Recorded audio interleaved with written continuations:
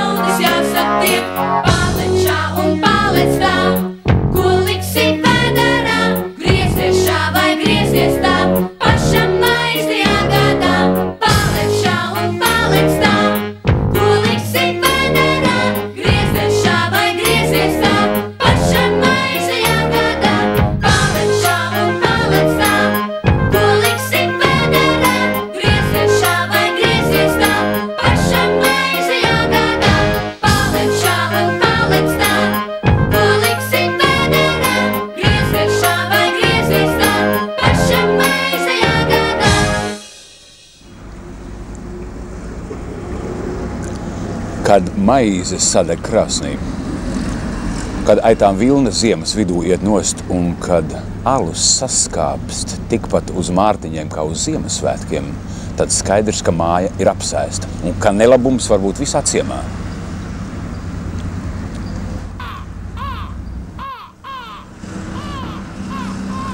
Un ir tikai viens, kas var glābt. Ir jāapjāj visi novadi un jāmeklē rokā, kur paslēpušies lāča vadātāji čigāni.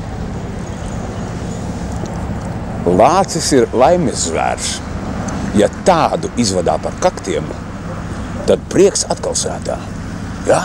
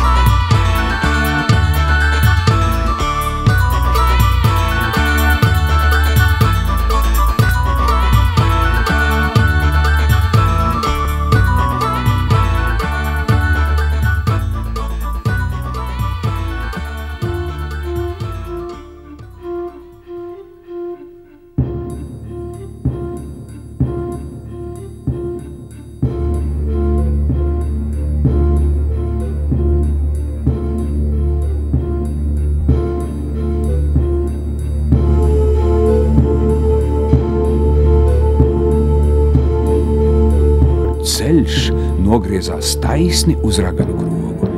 Tam braucējs pat nakts vidū un putenī mīļāk brauc garām nekā iet iekšā, jo no rīta murgi, miegs līdz pusdienai, galva sāp, gar acīm zaļš un dzeltens vien.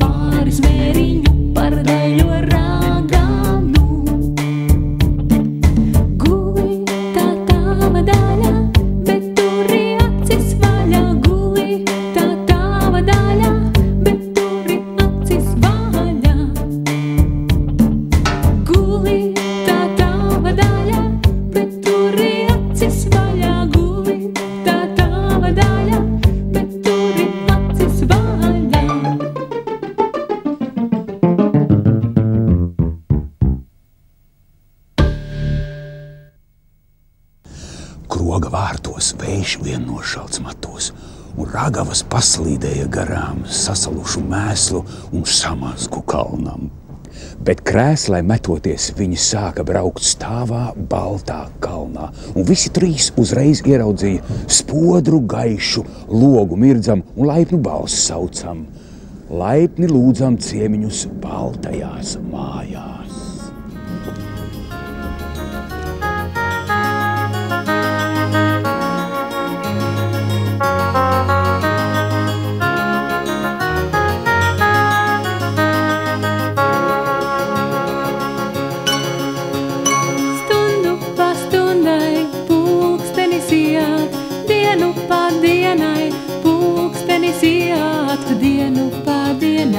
Gadu pagadam un pulkstenī rozes zied. Dienu pa dienai, gadu pagadam un pulkstenī rozes zied.